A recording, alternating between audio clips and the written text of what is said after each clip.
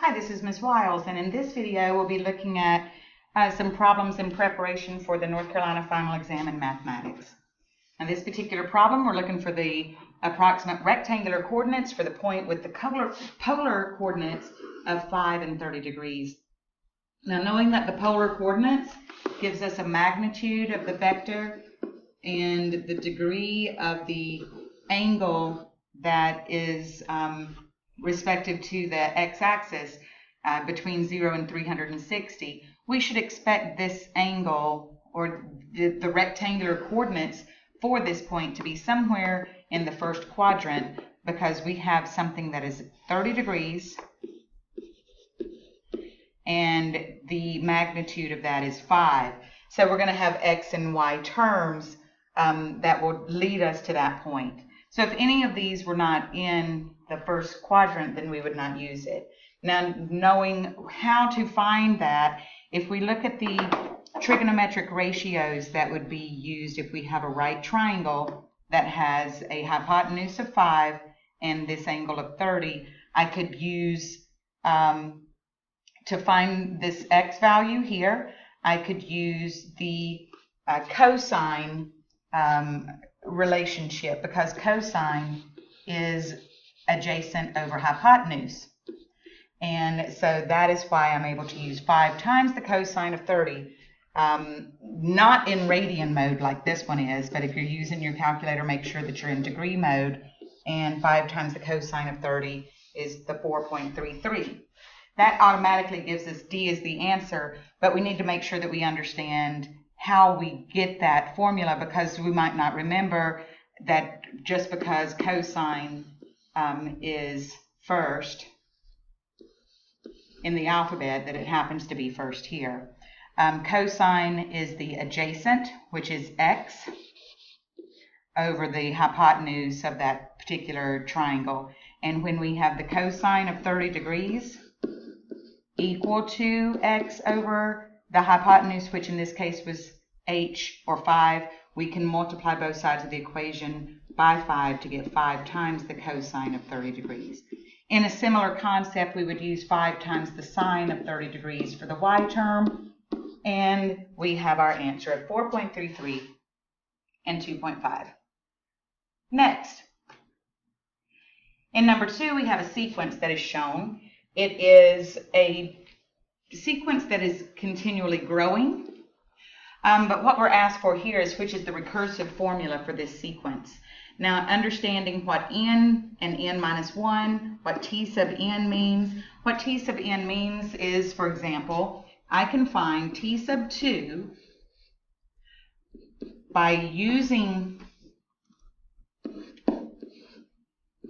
the value of n.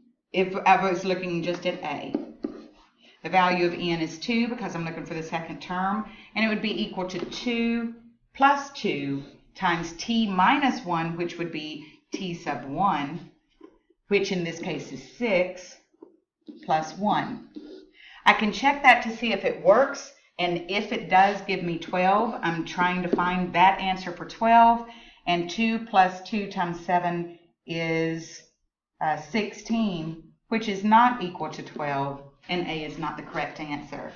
Then I would continue that process for A, B, C, and D, and I will find that D is my answer because I have to check more than one. And by the way, I hope that you're trying this before you are listening to the answers. T sub 2 would equal 6 plus 2 times 2 plus 1, which is 3. And that does equal 12, so we're okay. So then we check T sub 3. T sub 3 will equal 12 because that's the term that came before it, plus 2 times 3 plus 1, which is 4. That equals 20, and it matches the number in our sequence. I could check one more just to be sure. If you check 3, that's kind of triple sure. We're going to use 20 plus 2 times 4 plus 1, which is 5, and that gives us 30, and now we're well on our way to knowing that D is the correct answer. Certainly you could use your calculator if you need it. Number 3. In number 3, we have a quadratic function that has zeros at P and Q. such that P plus Q equals 5 and 1 over P plus 1 over Q equals 8. Which choice describes F? Now, F is the quadratic function that has these zeros at P and Q. Now, if I look at my choices here, none of these look very easy to factor, so I should automatically think of the quadratic formula. The quadratic formula is negative b plus or minus the square root of b squared minus 4ac all over 2a. Now, that's your quadratic formula, and it will give you the zeros or the solutions or the roots, whichever word you want to use, for a quadratic equation. Each one of these being quadratic, you would start with A and go through, and you have two solutions here, the P and the Q. P would be the plus b squared minus 4ac, and Q would be the minus b squared minus 4ac. So take your calculator, and a TI-84 is very nice for this because we can make some fractions here, and we just check it straight out. We have to check both. So this would be P, the negative b plus b squared minus 4ac over 2 times a, then plus, that would be Q, the b squared minus the b square root of b squared minus 4ac. Well, it does equal 5. Just because it equals 5, I don't stop there. I want to check that 1 over P plus 1 over Q equals 8. So I've got to, that means this is an inverse. I want to inverse that P, so I'm going to switch the numerator and the denominator, and we're just switching that, making the denominator the numerator, and we check that and it equals 8.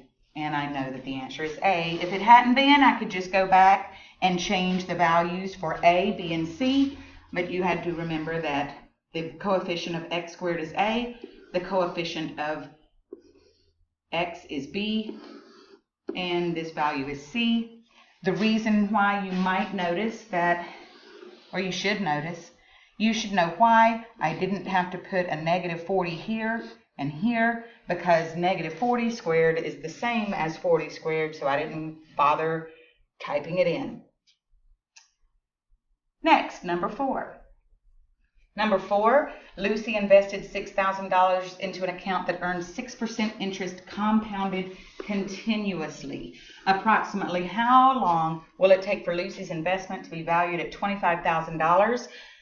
You must know this formula that is not provided for you on the formula sheet, and that's A equals PE to the RT. Accumulated value equals the principal times E to the rate, and time in years. The P stands for the principal amount, and the E is Euler's number, which is in your handy dandy calculator. A is the accumulated value. One of these values for T will give me what I need for the rest. A, I'm looking for approximately 25,000. P, I know it's 6,000. R is 6%, but I need to do that as a decimal or as a fraction. So 0.06 or 6 over 100. Once I get that idea, then I can use my calculator to substitute the values for T. This one you cannot see, but the T that was used is 52.7. It was much too high. I might have automatically dropped to C or D as an answer choice, but I wanted to show all of them, and then D is your obvious choice. The biggest mistake that would be made on this one is that you would use simple interest instead of compound interest, or compounded continuously interest. Next, a lamppost is located 418 feet from a building. As soon as you see something like that, start drawing your triangle, because that's probably what it's going to be. Here's the lamppost, here's the building. The angle of elevation from the base of the lamppost to the top of the building is 32.3 degrees. Approximately how tall is the building? That's what we want to know. We look at what kind of trigonometric ratio this would be. Looks like the tangent to me, so we would have the, because we have the opposite that we're looking for and the adjacent that we know. That tells me tangent of 32.3 degrees is equal to x over 418 because of SOHCAHTOA.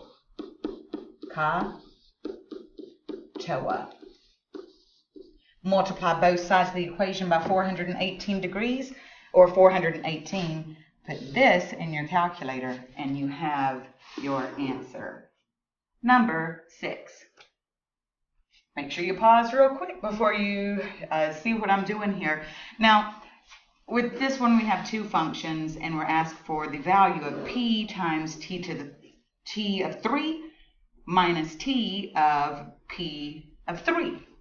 What this means is, if you got to understand what this means. What we go inside the parentheses, and that means first substitute 3 into the t function for x, and then take that answer and substitute it into p for your answer there. You certainly could do this on paper, but I thought I would do one line in a calculator to make it happen. So here's what I've got for you. I'm going to erase that red line after I put my pen down and bring this up here.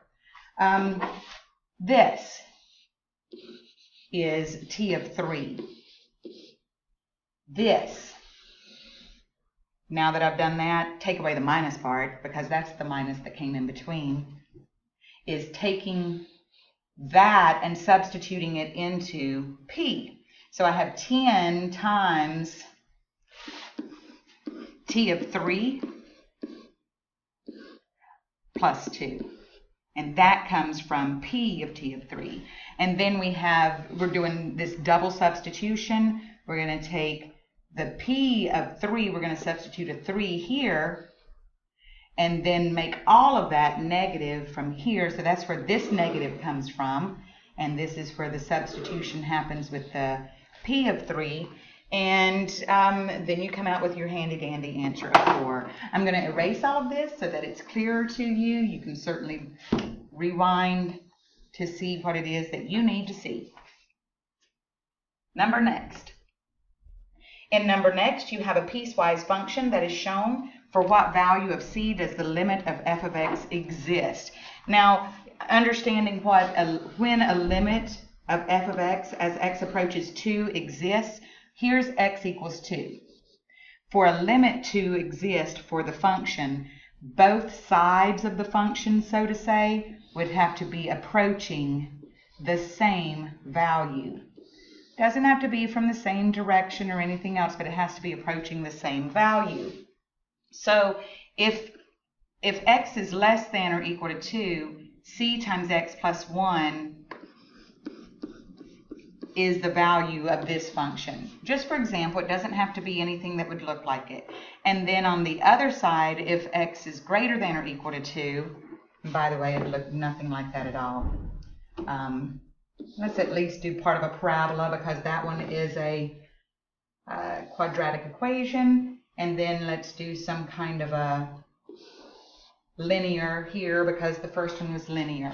For those two functions to have a limit that exists, cx plus 1 has to equal cx squared minus 1. And if we substitute x equals 2, they'll both be approaching the same value. We have 2x or 2c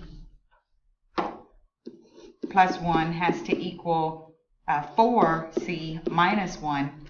Then we have a very simple problem to solve. We subtract 2c from both sides of the equation and have 1 equals 2c minus 1. Add 1 to both sides of the equation. 2c equals 2. Divide by 2 and c equals 1.